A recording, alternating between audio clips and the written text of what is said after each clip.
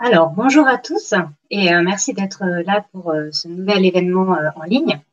Donc aujourd'hui, nous allons parler de l'autosuffisance et grâce à la permaculture. Mais avant, un petit mot sur la base. Donc la base a été créée en mars 2019 par 10 organisations. Son objectif est d'accélérer la mobilisation citoyenne pour le climat et la justice sociale. La base, c'est une communauté composée de dizaines d'organisations et de milliers de personnes. C'est aussi un bâtiment de 700 mètres carrés réparti sur 3 étages. Au rez-de-chaussée, il y a un bar associatif qui accueille plusieurs fois par semaine des événements, des conférences, tables rondes, projections de films, formations, etc. Et qui est la source principale de revenus du lieu. Sauf que comme vous vous en doutez, dans le contexte actuel, ce lieu est fermé et ne peut non plus accueillir de public. Donc, a priori, plus d'événements, mais aussi peu de revenus. Sauf que la base, ce n'est pas qu'un lieu, c'est aussi une communauté et qui garde le lien malgré la distance. C'est pourquoi on a décidé de programmer des événements en ligne, parce il y a toujours des choses à partager et encore plus maintenant. Donc c'est pourquoi on vous propose de participer à prix libre lorsque vous suivez nos événements. Ça nous aide à faire face à cette situation difficile et à réouvrir sereinement nos portes une fois la crise passée. Donc pour participer, c'est simple. Vous cliquez sur le lien de la description, donc la base.paris/don. Et donc maintenant, je vais laisser la parole donc à Juste Santini pour cet événement sur la permaculture. N'hésitez pas aussi à poser vos questions sur la barre du live qui se situe voilà, sur les commentaires Facebook du live. Voilà, très bon événement.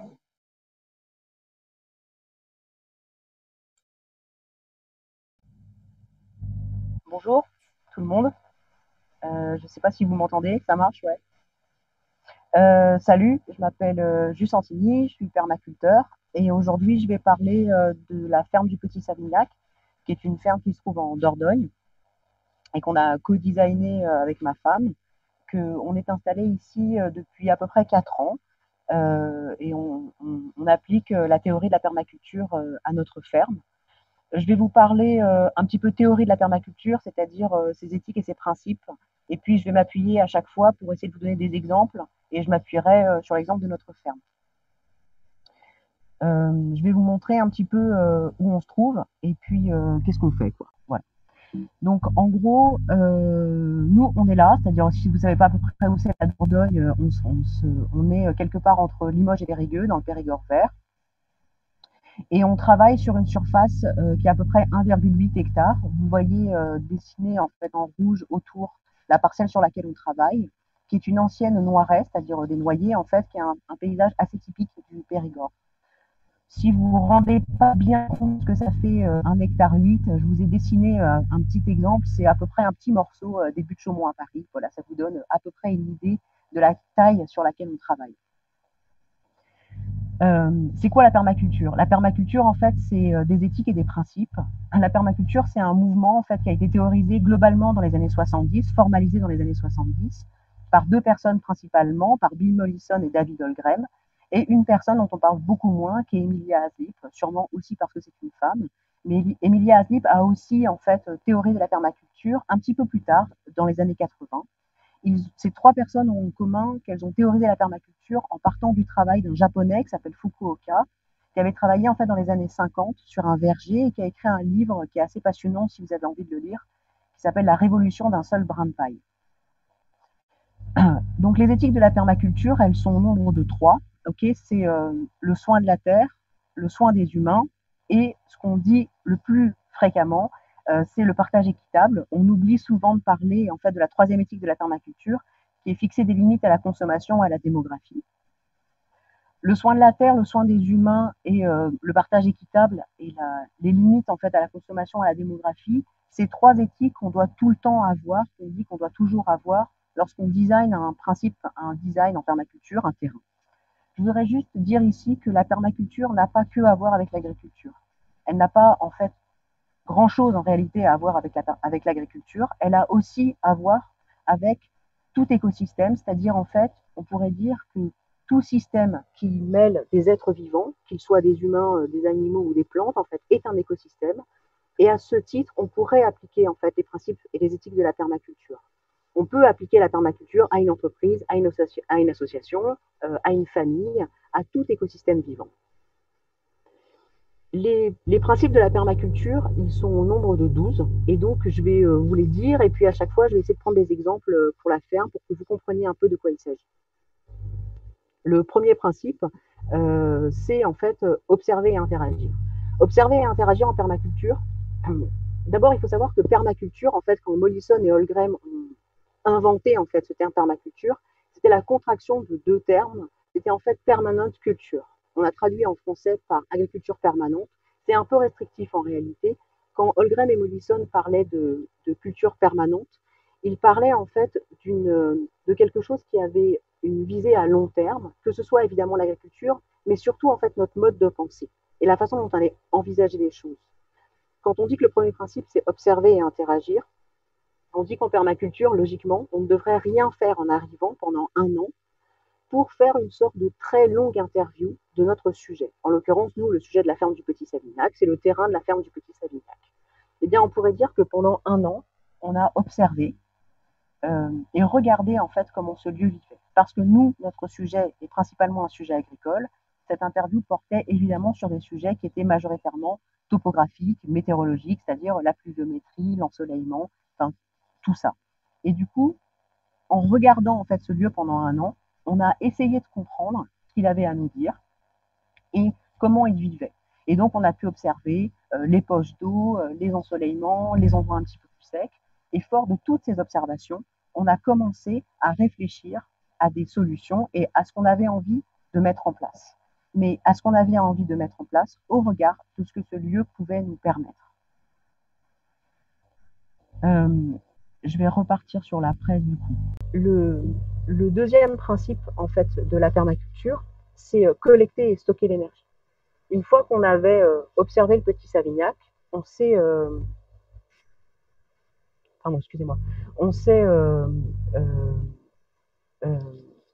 aperçu en fait que ce terrain et que la météo de la Dordogne en fait avait une particularité, c'est qu'on avait des étés extrêmement secs et des hivers extrêmement pluvieux. Et donc on avait un sujet qui était principal, c'est qu'il fallait stocker l'eau, parce qu'on utilise évidemment beaucoup d'eau sur le terrain. Du coup, on a mis en place plusieurs choses. D'abord, on a sur le terrain, et on avait la chance, puisqu'elle préexistait à notre arrivée, une citerne alimentée par les eaux de pluie qui fait 80 000 litres, que je vais vous montrer ici, en fait, qui est sur votre droite, qui est assez moche, qui est une espèce de gros bâtiment en béton, en fait, qui est à peu près la taille d'un studio parisien, en gros, et qui se remplit d'eau grâce, en fait, aux eaux récoltées sur les toitures. Cette citerne, elle fait 80 000 litres, c'est-à-dire 80 mètres cubes d'eau. Il faut que vous vous rendez compte à peu près qu'une famille de 4 personnes consomme à l'année 150 mètres cubes. Donc on sait, nous, que si on arrive à remplir 2 fois cette citerne dans l'année, en fait, on a notre consommation d'eau. Cette citerne, aujourd'hui, pour nous, elle alimente une grande partie de notre consommation d'eau, c'est-à-dire les toilettes, les machines à laver, enfin voilà, toute cette eau. Et bien sûr, elle nous permet d'arroser notre jardin potager et nos arbres pour nous permettre de ne pas utiliser l'eau de la ville. On a également, pour les toitures qui ne sont pas reliées à cette citerne, des receveurs d'eau. On a également en fait fait un petit truc, mais qui nous a quand même changé la vie.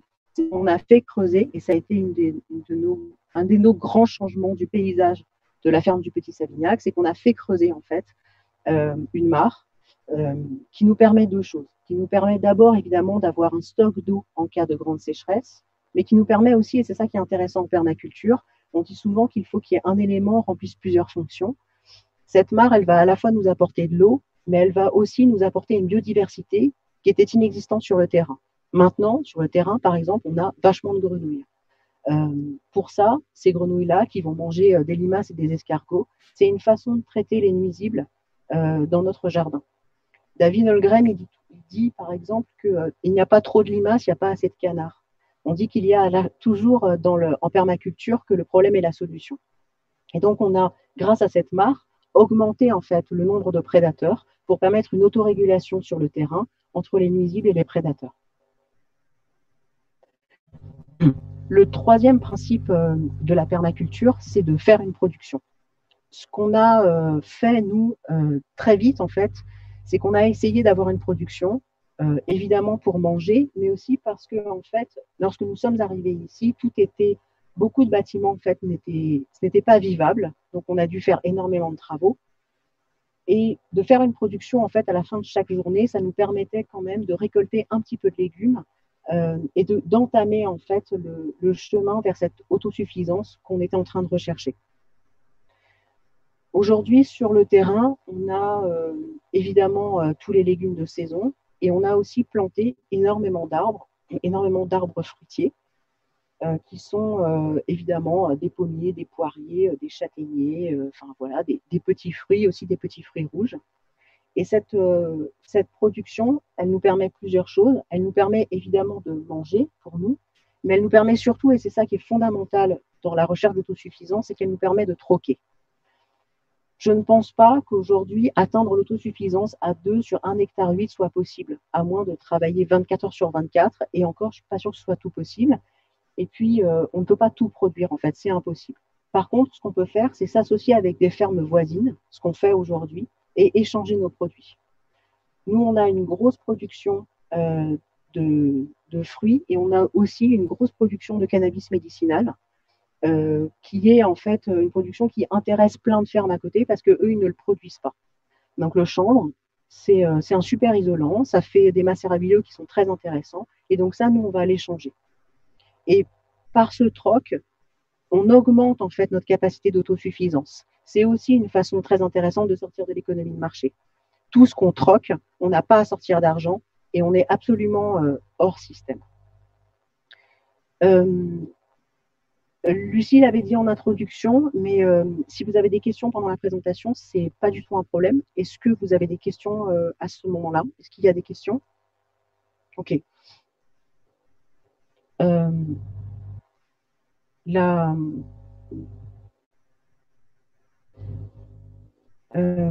Là, vous pouvez voir un petit peu, je vous ai mis quelques photos pour que vous rendiez un petit peu compte de la façon dont on travaille. On travaille évidemment donc en permaculture, c'est-à-dire qu'on ne retourne jamais le sol. On travaille parfois sur des buts de permaculture et parfois sur des lasagnes. On ne touche pas au sol. La permaculture a pour objectif, en tout cas un des objectifs, est d'imiter la forêt. Donc nous ne travaillons qu'avec des amendements sur le sol, comme une forêt le fait, c'est-à-dire comme les feuilles tombent en forêt, comme les insectes et tout ça. Et donc, du coup, on essaye de travailler, enfin, on travaille toujours en imitant la forêt. Vous le voyez, et j'en parlerai un petit peu plus tard, mais on a une grande association de légumes et de fleurs qui nous permet d'augmenter la pollinisation. On a également sur le terrain, en fait, des ruches et des abeilles, ce qui nous permet évidemment d'avoir du miel, mais aussi d'augmenter la pollinisation sur le terrain et donc d'augmenter notre production. Plus les légumes, plus les fruits vont être pollinisés, et plus la récolte va être intéressante. Travail, voilà, si ça vous intéresse, voici les ruches, c'est des ruches barrées et on en a 2 ici et d'autres parsemées, encore une fois, chez les voisins. Ça aussi, c'est un bon système de troc. On produit à la ferme 4 produits majoritaires qui sont des jus de pommes, de l'huile de chanvre, donc un macérat huileux de chanvre qui est du CBD, des vins de fruits et des tisanes. Cette petite production est, je dirais, à 60% troquée et à 40% vendue dans des magasins bio locaux. Parfois, pour les petits produits et pour les personnes qui nous demandent, on les envoie par la poste, mais on essaye évidemment de privilégier une vente locale. Le quatrième principe, c'est d'appliquer l'autorégulation et accepter la rétroaction. On peut imaginer la permaculture, disons que pour dire les choses simplement, on sait que la nature est une intelligence supérieure et qu'on n'a pas besoin de beaucoup faire en fait. On a surtout besoin de permettre à la nature de reprendre ses droits et de s'autoréguler. On dit parfois en permaculture qu'on devrait avoir un petit peu le rapport à notre sujet, donc à notre terrain, qui est un petit peu le rapport d'un parent par rapport à son enfant. C'est-à-dire qu'on va avoir beaucoup d'interventions en fait au début de sa vie, et puis plus le sujet va grandir, si on a bien fait les choses, et plus le sujet devra devenir autonome. Donc évidemment, ça passe chez nous par la culture de plantes vivaces, c'est-à-dire qui se ressèment d'elles-mêmes, ne pas travailler que sur des plantes annuelles, comme des tomates par exemple, qui craignent le gel sous nos latitudes et donc qui vont mourir à l'hiver, mais plutôt privilégier des plantes vivaces, des artichauts par exemple, des choux vivaces, qui vont se ressemer d'eux-mêmes et qui vont nous donner une production plus facile, qui vont nous demander moins de travail.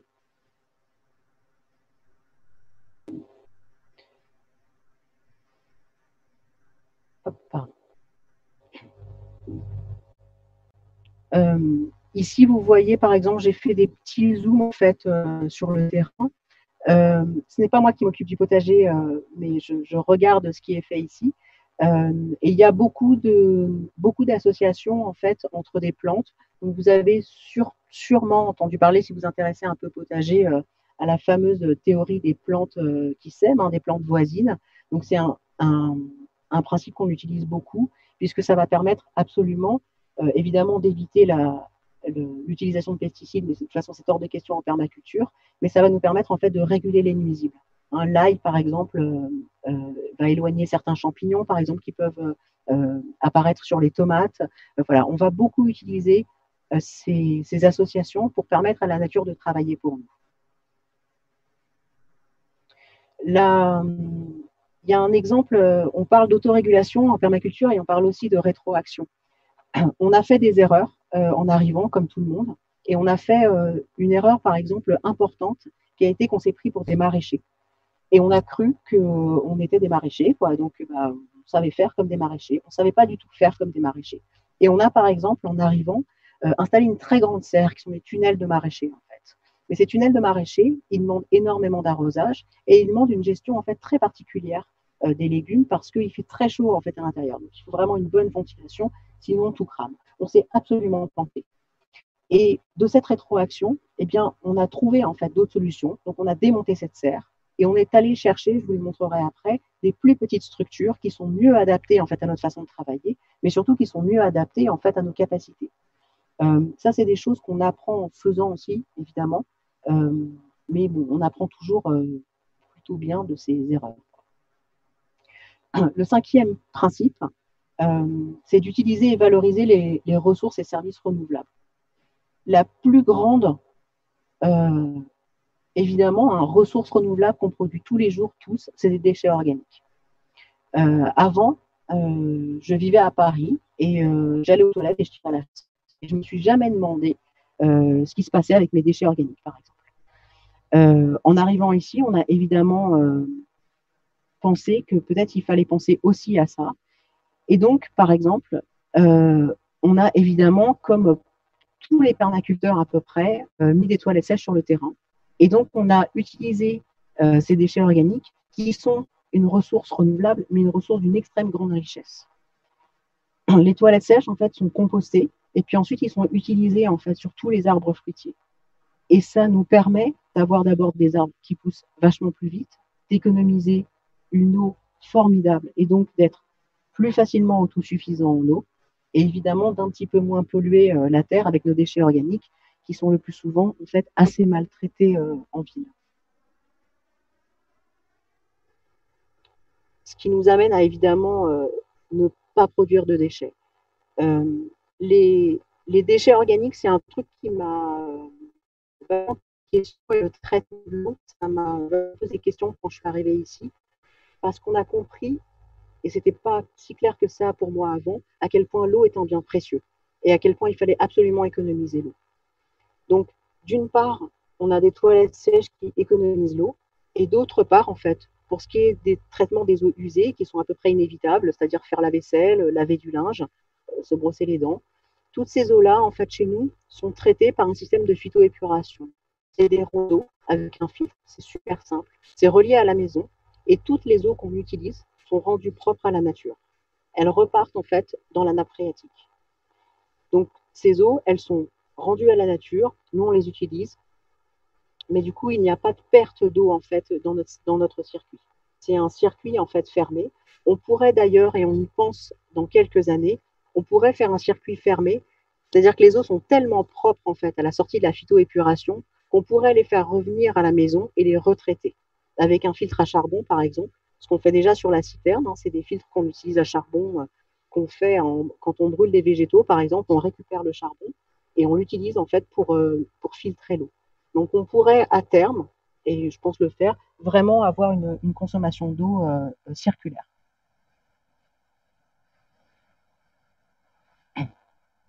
Là, je vais rentrer un petit peu plus sur le détail de la ferme du Petit Savignac parce que c'est le principe numéro 7. Le principe numéro 7, c'est partir des structures d'ensemble pour arriver au détail. Pour vous dire les choses, la permaculture, en fait, c'est du bon sens. Donc, en fait, c'est ce qu'on appelle le zoning en permaculture. Le zoning en permaculture, il va nous aider, en fait, à dessiner le terrain, c'est-à-dire à placer les éléments. Donc, où est-ce que je vais mettre mes arbres, où est-ce que je vais mettre mes animaux, où est-ce que je vais mettre mes légumes, en fonction de là où je dors, là où je suis le plus souvent, c'est-à-dire, en fait, la zone 0, ok, c'est là où on vit, notre maison. Et la zone 1 est la zone où je passe le plus souvent, et la zone 5 est la zone où je ne passerai jamais, c'est-à-dire que c'est une zone rendue à la nature qui doit nous servir d'exemple. Au Petit Savignac, comment ça se passe en fait? Dans la zone 1, c'est notre zone d'habitation, ok, donc voilà. Et c'est notre zone d'habitation et notre zone de matériel de travaux en fait.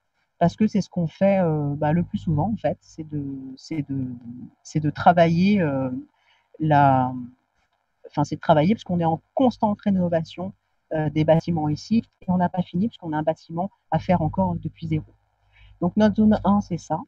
Notre zone 2, c'est notre potager parce qu'en fait, un potager, on doit y passer tous les jours. Donc on a mis notre potager au plus près de nous. La zone 3, c'est là où en fait il y a nos brebis. Donc elles pâturent en fait en zone 3 et 4 sur un pâturage tournant, c'est-à-dire qu'il y a 4 parcelles en fait sur lesquelles elles tournent, ce qui leur permet notamment de fertiliser en fait les arbres qui sont placés en zone 3 et 4, donc nos arbres fruitiers et nos noyers, mais aussi ce pâturage tournant leur permet de ne pas rester en fait dans leurs parasites. On dit qu'on doit les faire tourner tous les 21 jours pour que les maladies en fait et les parasites aient le temps de redisparaître et que quand elles reviennent à la parcelle numéro 1, elles soient dans une parcelle saine. Donc zone 3 et 4, c'est en fait en gros notre grand verger. Et la zone 5, c'est une petite parcelle de forêt qu'on laisse propre pour qu'elle puisse nous servir de modèle en fait. Et on va voir s'il y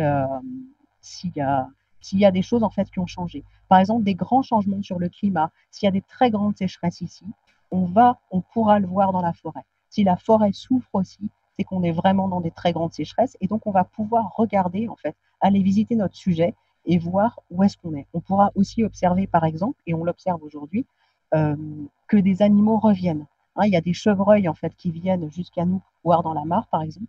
Pour nous, c'est un très bon signe. Ça veut dire qu'en fait la biodiversité est en train de renaître sur le terrain. Je crois qu'il y a une question sur les arbres fruitiers.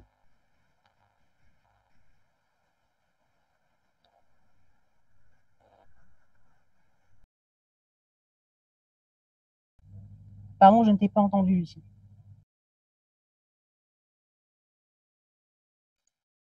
Là. Donc oui, on a une question, on en a deux. Une première de Ider qui pose la question: comment avez-vous choisi les arbres fruitiers, plantes, légumes que vous avez plantés? Et on en a eu aussi une autre par rapport au troc, une question de Pascal qui demande quelle est la proportion de troc par rapport à la production. Voilà pour les questions pour l'instant. Alors, pour les arbres fruitiers, on a d'abord choisi en fait de façon hyper simple qu'est-ce qu'on avait envie de manger. Voilà. Et on a travaillé en fait, on est allé voir le conservatoire de la Nouvelle-Aquitaine pour voir ce qu'ils avaient comme arbres et on s'est inspiré en fait d'arbres qui vivaient bien en Dordogne. C'est-à-dire qu'évidemment, même si ça fait très très envie, on va pas mettre de manguier sur le terrain. Donc on est allé chercher en fait des arbres qui avaient une chance de vivre. Donc on a des pommiers, des poiriers, des châtaigniers, des cognassiers, des arbres aussi qui sont vraiment des arbres, un peu ce qu'on appelle des arbres à miel, des arbres qui sont là pour nourrir les abeilles et pour faire en sorte qu'on n'ait jamais besoin de les nourrir. Si vous vous intéressez un peu à l'apiculture, vous pourrez savoir que les abeilles souffrent beaucoup en ce moment. Et donc, on fait très attention à ce qu'elles aient largement à manger, puisque les colonies sont très affaiblies, notamment par la présence d'un frelon dont vous avez sûrement entendu parler, qui vient manger les abeilles. Donc, on a en fait on a un équilibre entre, disons, l'utile et le beau ici. C'est-à-dire qu'on va chercher des choses qui sont évidemment à manger. Notre objectif est à terme d'atteindre une sorte de jardin-forêt, c'est-à-dire en fait une forêt comestible. Mais on va aussi chercher en fait des choses qu'on a envie de voir dans le jardin parce qu'on trouve les fleurs belles. Voilà à peu près nos critères de choix. Et pour la question, et oui, pardon, pour les légumes, on a, je dirais, à moitié à peu près des plantes vivaces, donc des plantes qui vont repousser d'elles-mêmes, et à moitié des légumes qui sont en fait des légumes assez classiques, hein, c'est-à-dire des légumes d'été, donc on aura tomates, aubergines, courgettes, concombres, cornichons, petits pois, enfin voilà, toutes ces choses-là. Et puis patates, oignons, ail, des choux. Enfin voilà, on a en fait une production de légumes assez classique. Aujourd'hui, on n'est pas autosuffisant en légumes, notamment parce qu'il y a eu des contextes, voilà, parce qu'on a eu un bébé, par exemple, ça a vachement freiné l'avancée du potager. Parce que c'est pas moi qui m'en occupe du potager, c'est ma femme et elle n'a pas pu être enceinte, accoucher et faire le potager en même temps. Ça commence à faire beaucoup. Voilà, donc il y a aussi des éléments de la vie qui fait qu'il y a des années on a plus de légumes que d'autres. Mais bon, là on est en train de reprendre un petit peu le potager de façon plus sérieuse. Voilà, mais en tout cas aujourd'hui, par exemple en ce moment, on achète ou on troque des légumes avec des potes parce que nous on manque un petit peu de légumes en ce moment, ça va revenir à l'été. Pour ce qui est du troc, justement, en fait, nous, on ne produit aujourd'hui aucun produit animalier. On n'a pas encore le poulailler est en train d'être installé, mais nous on a préféré rénover, puis installer le jardin végétal, puis faire les animaux. Voilà, d'autres personnes ont choisi d'autres ordres et il n'y a pas de meilleur, c'est juste que chacun décide comme il veut. Donc aujourd'hui, nous on n'a pas de production animalière. Donc par contre, tous les produits animaliers que nous consommons sont du troc. Donc viande de bœuf, viande de chèvre, des œufs, et du lait, et du lait de chèvre ou du lait de brebis, parfois du fromage.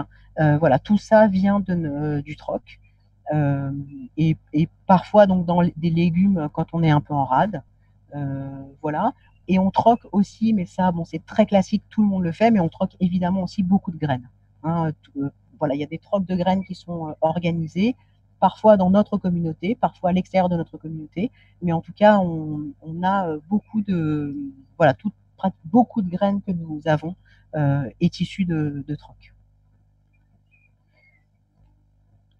Donc pour revenir du coup à notre zoning et à l'emplacement des choses, donc on a compris en fait que la zone 1 c'est là où on dort et c'est là où on mange, donc on y est tout le temps. Donc après on va échelonner les choses en fonction du passage.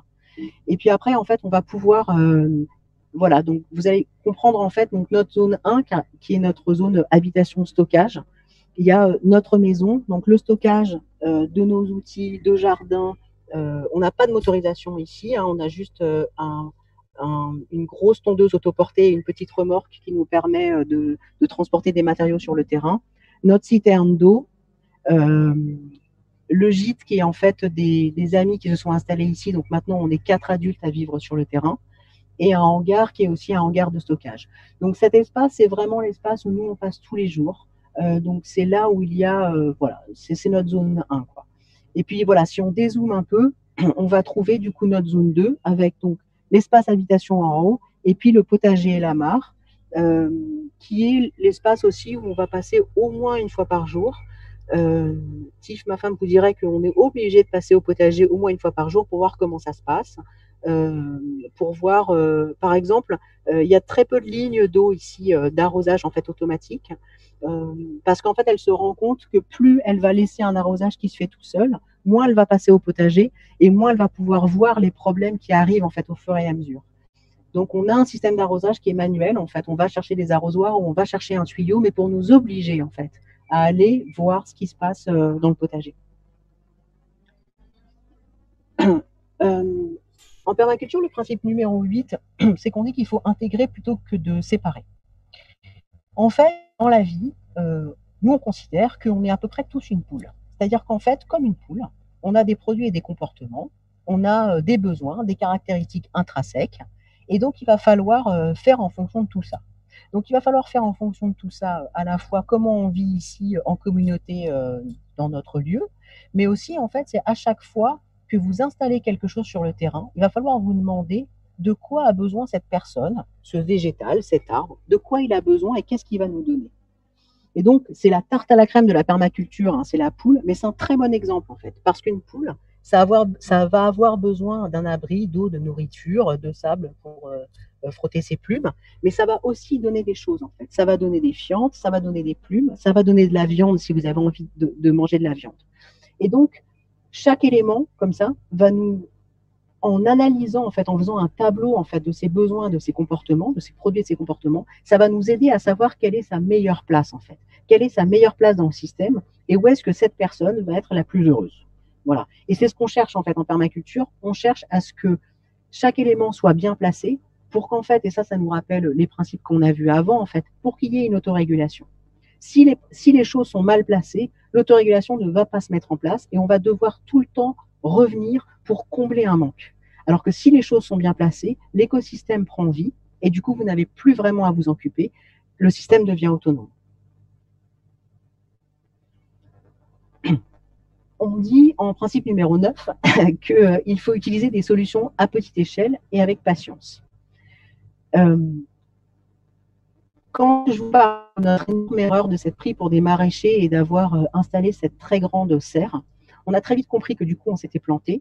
Donc, j'ai récupéré des vieilles poutres en fait de la toiture qu'on avait démontées, ne pas produire de déchets, et on a utilisé en fait ces poutres pour fabriquer des petites serres en fait, mais des petites serres qui sont modulables, des petites serres qui sont à notre échelle. Par exemple, celle que vous voyez à l'écran là, c'est une serre qui peut être découverte en hiver pour que la terre en fait puisse récupérer l'eau et puis pour que la vie en fait du sol puisse se passer normalement et qu'on n'ait pas besoin d'arroser cet espace puisque ce serait de l'eau gâchée pour rien.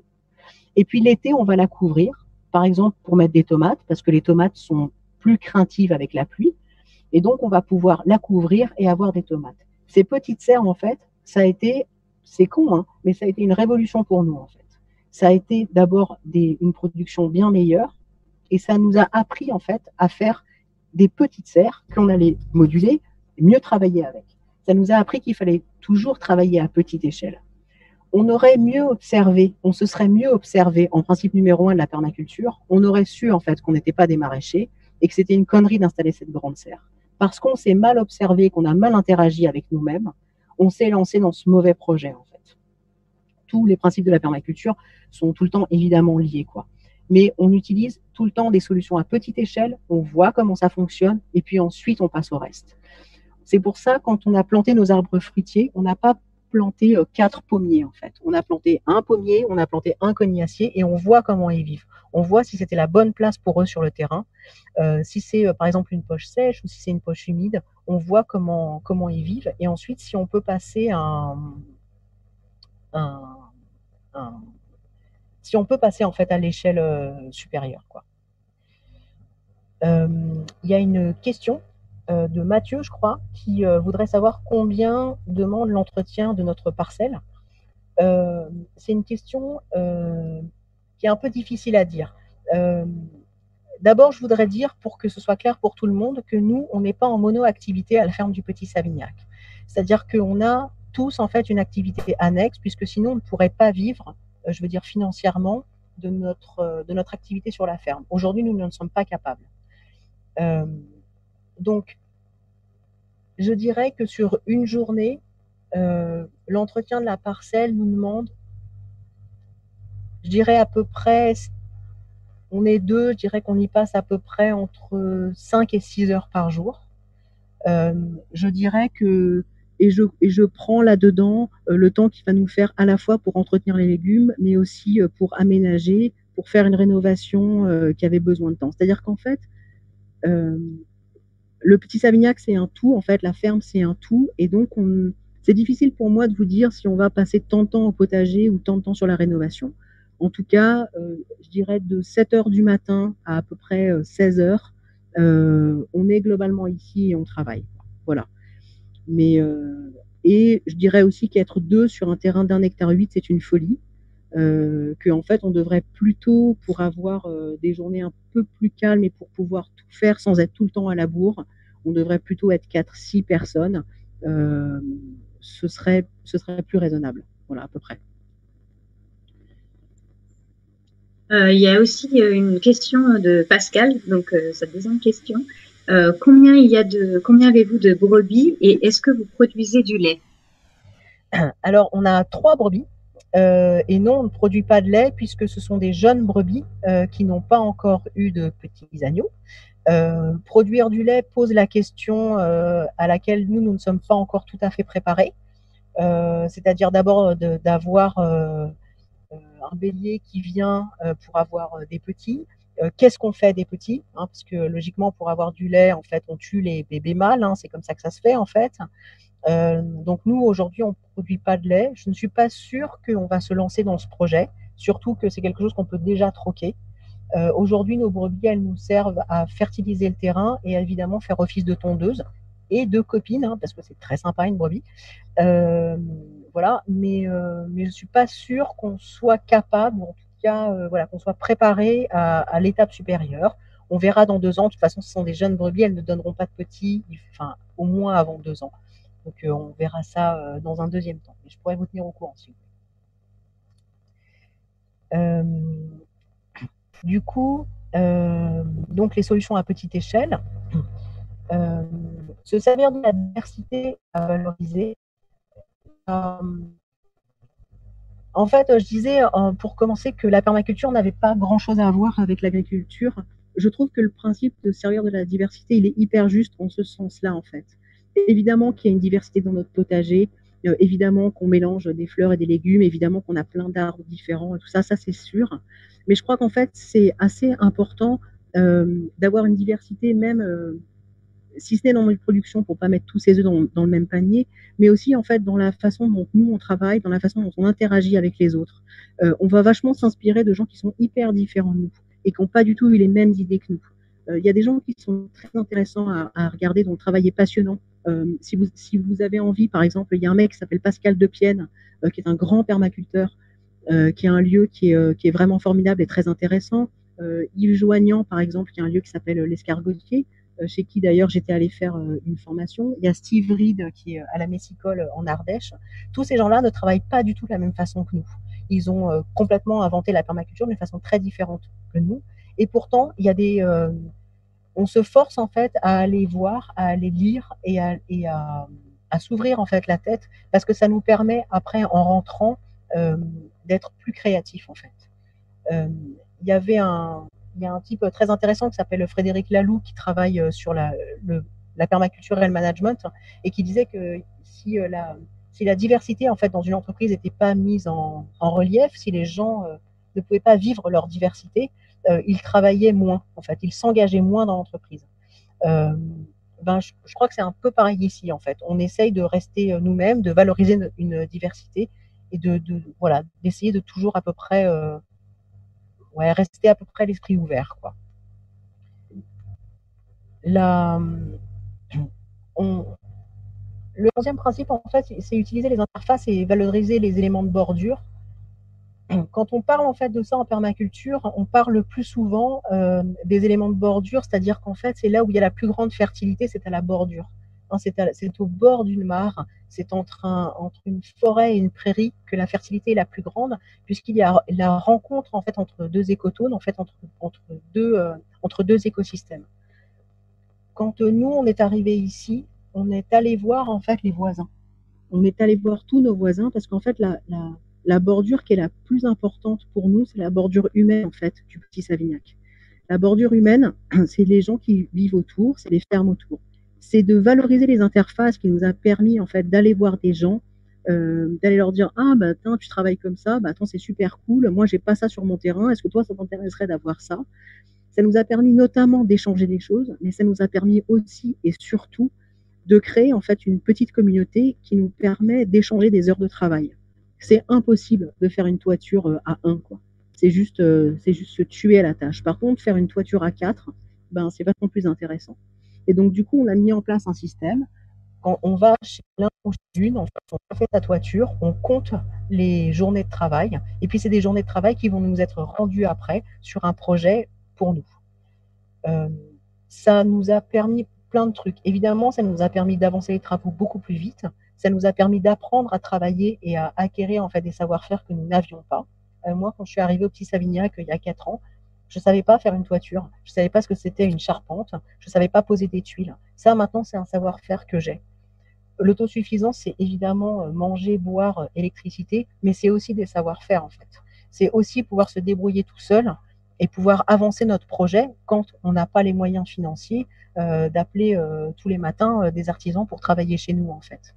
Donc, on a beaucoup, beaucoup travaillé notre autosuffisance de savoir-faire. On ne se prétend pas être des professionnels. Je ne suis pas un couvreur et je ne suis pas un menuisier. Euh, mais j'ai juste, je dirais, maintenant assez de capacité pour pouvoir me débrouiller tout seul euh, ou avec des potes quand j'en ai besoin sur pas mal de projets, quoi. Et oui, il y a une question, pardon.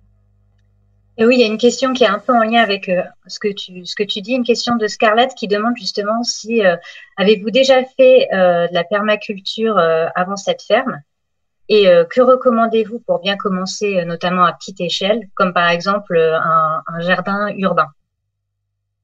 Alors, nous n'avions pas véritablement fait de permaculture. En fait, nous, notre parcours, c'est qu'en fait, il y a 6 ans, on était parti au Canada. Puis on est revenu en France un peu perdu. On ne savait plus très bien ce qu'on avait envie de faire de nos vies. Moi, j'étais salariée dans une entreprise et ma femme faisait une thèse en fait. Et euh, je faisais des recherches en fait sur l'autosuffisance. C'était l'autosuffisance qui m'intéressait et je suis tombée en fait sur la permaculture. Et puis, j'ai rencontré Yves Joignant, donc, qui est un permaculteur qui travaille en Normandie, qui a un lieu donc, qui s'appelle l'Escargotier.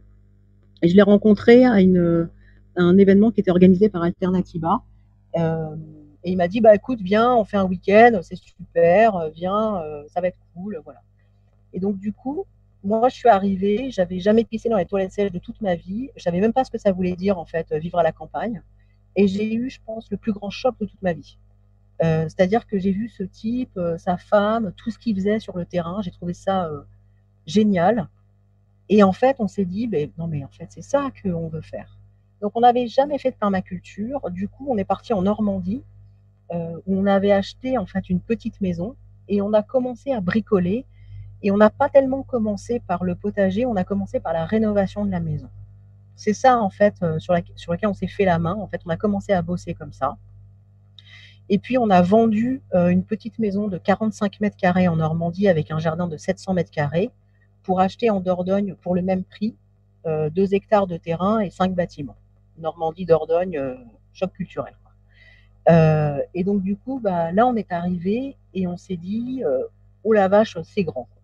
Donc on a commencé à travailler et moi je suis repartie chez Steve Reed en Ardèche pour, euh, pour continuer en fait ma formation.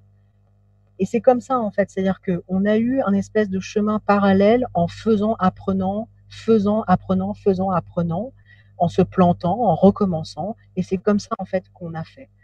Pour commencer, moi, je vous conseillerais d'abord de lire le livre de Mollison et de David Holmgren, qui est Permaculture One, qui est vraiment bon, bah, la base, hein, je veux dire l'introduction à la permaculture, qui va vous raconter beaucoup mieux que moi les 12 principes de la permaculture et de façon beaucoup plus détaillée.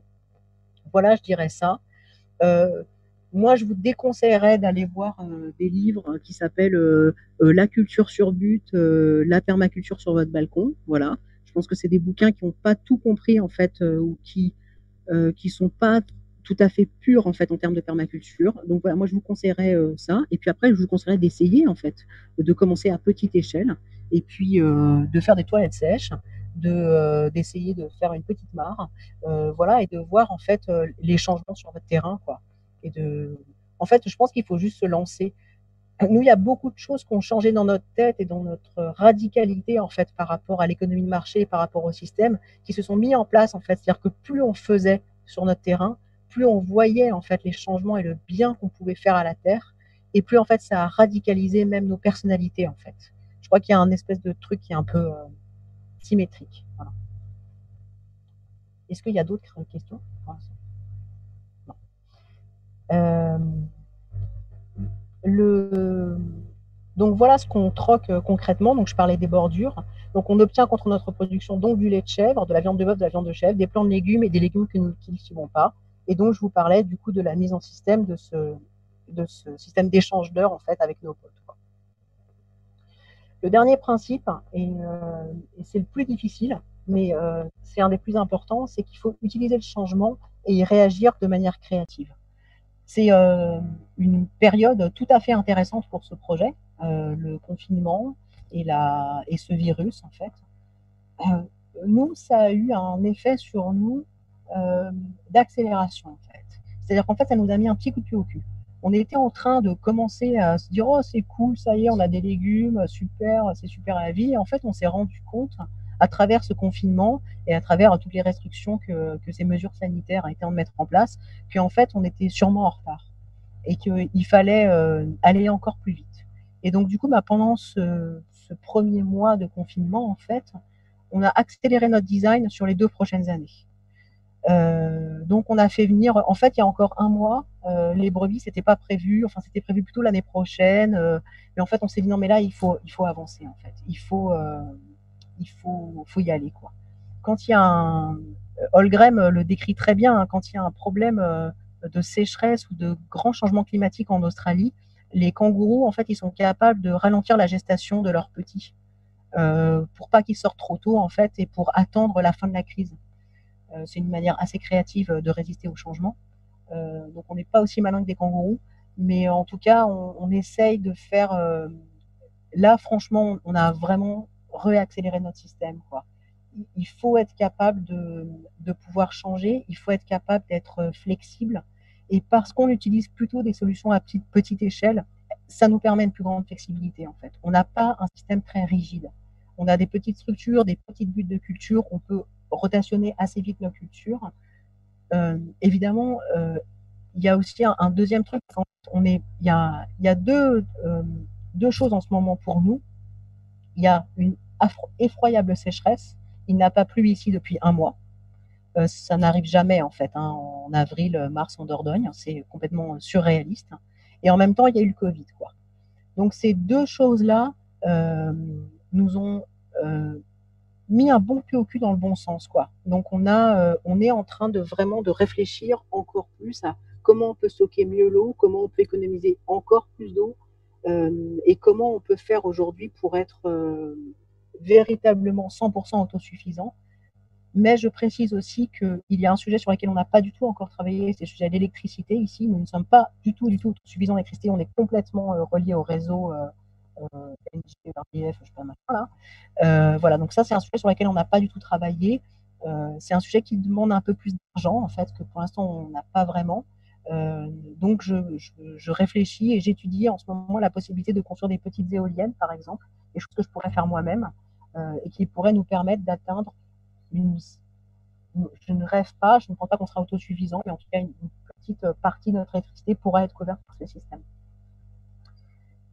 J'ai terminé sur la présentation des principes de la permaculture. Je fais un petit peu vite pour pas que ce soit trop chiant. Si vous avez des questions, je suis là.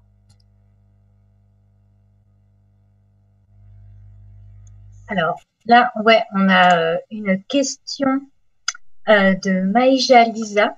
Le voisinage a-t-il accueilli facilement vos idées de troc? Et êtes-vous tous jeunes pratiquants de la permaculture? Alors, notre voisinage a été hyper cool, vraiment hyper cool. Voilà. C'est-à-dire qu'on ne troque pas avec tous nos voisins, mais quand je suis arrivée ici, euh, j'étais débutant, voyez-vous, et donc j'avais une petite tondeuse et j'ai cru que j'allais pouvoir tondre 1,8 hectare avec une petite tondeuse. Et mon voisin agriculteur s'est gentiment foutu de ma gueule et est venu avec son tracteur me donner un petit coup parce que c'était très très haut en fait, c'était haut comme ça, on pouvait rien faire, on pouvait plus marcher. Enfin, voilà. Donc il est venu me donner un petit coup pour nous nettoyer, pour vous dire que l'ambiance est assez bonne en fait dans le voisinage. Voilà, je lui ai offert une bouteille de pinard et puis voilà, depuis on est potes et ça se passe super bien. Oui, notre voisinage a été hyper cool. Je pense qu'ils étaient plutôt contents en fait de voir arriver des gens qui allaient rénover des bâtiments et du patrimoine du Périgord. Ils étaient plutôt contents. C'est des très vieux bâtiments qui sont ici, qui ont été construits, on estime à peu près à la fin du XVIIIe siècle. Donc ça a de la valeur. Et puis il faut imaginer qu'ici, en fait, la dame qui vit en face de chez nous, elle vit ici depuis sa naissance. Elle a vu, elle était enfant, elle venait jouer dans notre cour en fait. Donc pour eux, c'est super en fait qu'on rénove ça, qu'on continue à le faire vivre. Ils sont vraiment très très gentils avec nous. Ils nous ont d'ailleurs, il y avait ma voisine m'a commencé à m'apprendre l'occitan, donc c'est assez cool. J'avais des petits cours d'occitan de temps en temps, de patois, c'est assez cool. Voilà. Et pour le troc, on a oui, toutes les personnes en fait à qui on a proposé le troc ont dit oui de façon super facile, quoi. Franchement, on n'a pas du tout eu de problème relationnel avec les gens ici. Et la deuxième question, c'était jeunes permaculteurs. Les personnes qui travaillent ici, c'est-à-dire ma femme et moi, oui, on est deux jeunes permaculteurs. Il n'y a pas de véritable professionnel de la permaculture qui travaille sur le terrain. On est tous des jeunes débutants qui pratiquent depuis 5-6 ans et voilà. Mais il y a des woofers qui passent très rarement, mais de temps en temps ici. Et puis parfois c'est super parce qu'il y a des gens qui ont plus d'expérience que nous et qui nous apprennent des choses formidables. Il y a un type là, il n'y a pas longtemps, qui m'a appris à tailler un fruitier sans le faire souffrir et c'était vachement intéressant. Donc voilà. Mais on n'a pas, il n'y a pas de gens. Il y a une ferme qui est super intéressante en Dordogne, qui est la ferme d'Irène Nitley, qui est la ferme du Sourou, qui s'appelle, et elle fait de la permaculture depuis 25 ans sur ce lieu. C'est le jardin d'Éden, quoi. C'est l'exemple parfait de tout ce qu'on peut faire en permaculture de la façon la plus parfaite possible. Son lieu est complètement dingue. Si un jour vous passez en Dordogne, ça vaut vraiment le coup d'aller voir. On a une autre troisième question de Pascal qui demande quel choix avez-vous fait pour le chauffage? Très bonne question, le chauffage. D'ailleurs, alors d'abord le chauffage. Le chauffage, nous avons une chaudière à bois qui est placée dans une chaufferie en fait qui est collée à la maison et qui fait deux choses en fait, qui fait du chauffage donc par un circuit d'eau chaude en fait qui passe à l'intérieur de toute la maison. Donc ça c'est l'eau chaude chauffage, c'est super, il fait chaud. Et pour l'eau chaude sanitaire, je prends ma douche chaude. En fait, il y a une pompe à chaleur qui récupère la chaleur de la chaudière à bois et qui envoie de l'eau chaude dans la maison. Pourquoi on a fait ce choix-là?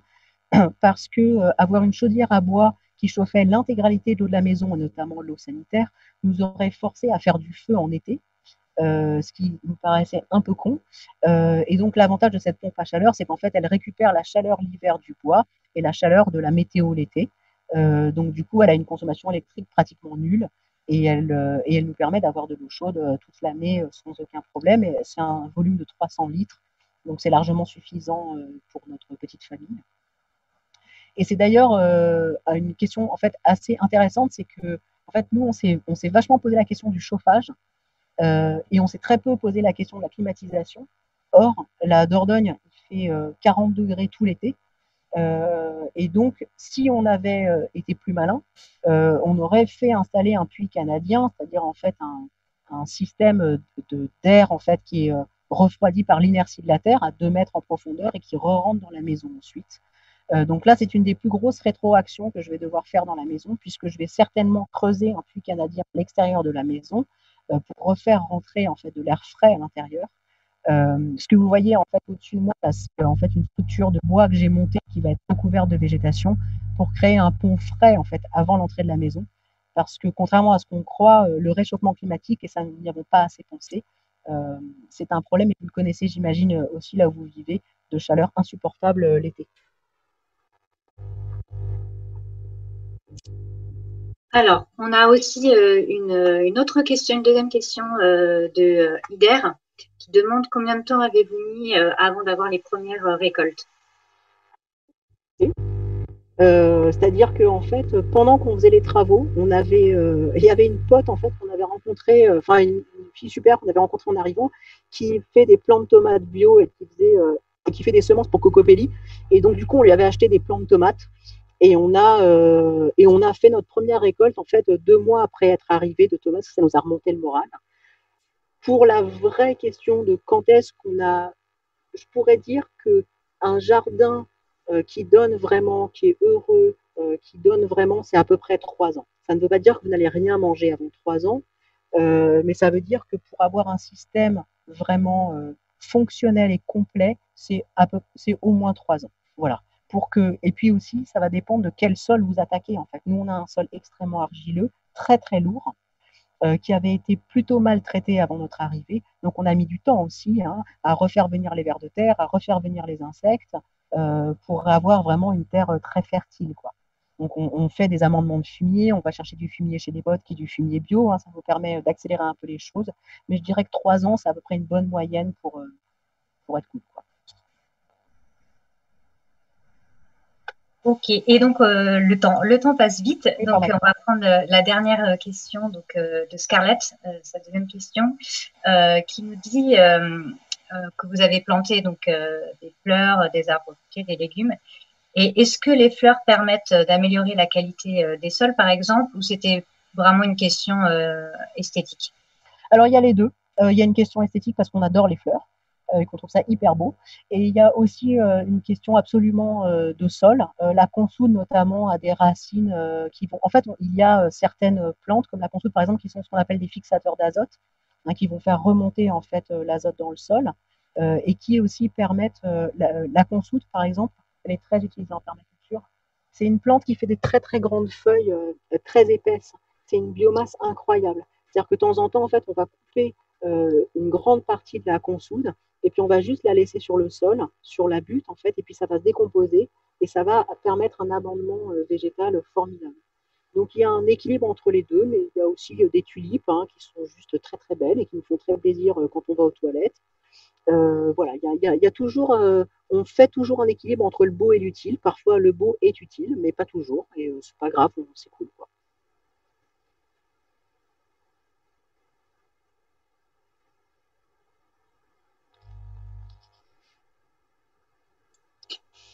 Ok, bah, du coup, on arrive quasiment à la fin de l'événement. Merci déjà pour les questions. Est-ce que du coup, tu veux terminer sur un point particulier? Bah non, je voulais remercier la base. C'est hyper cool d'avoir organisé ça. Voilà, merci beaucoup. C'est assez étrange d'avoir une présentation où je ne vois pas les gens. C'est tout nouveau pour moi. Mais voilà, j'espère que ça vous a plu. Si vous avez d'autres questions et si vous voulez nous poser des questions, vous pouvez carrément nous en poser sur la page Facebook de la ferme du Petit Savignac. Je serais ravie d'y répondre. Et voilà, j'espère que vous a plu et merci beaucoup la base. Eh ben, merci à toi. Donc voilà, nous sommes déjà à la fin de l'événement. Donc merci donc à Jules Santini pour la présentation voilà de la permaculture. J'espère que maintenant vous êtes encore plus curieux. Et donc ce live reste visionnable sur notre page Facebook. Donc n'hésitez pas à le partager et à participer après libre si ce n'est pas déjà fait. Et donc, rendez-vous dès demain pour un autre événement. Cette fois, c'est sur le minimalisme et donc simplifier sa consommation et sa vie. Donc, rendez-vous demain à 18h sur la page Facebook de la base. Voilà, je vous remercie et à bientôt. Salut!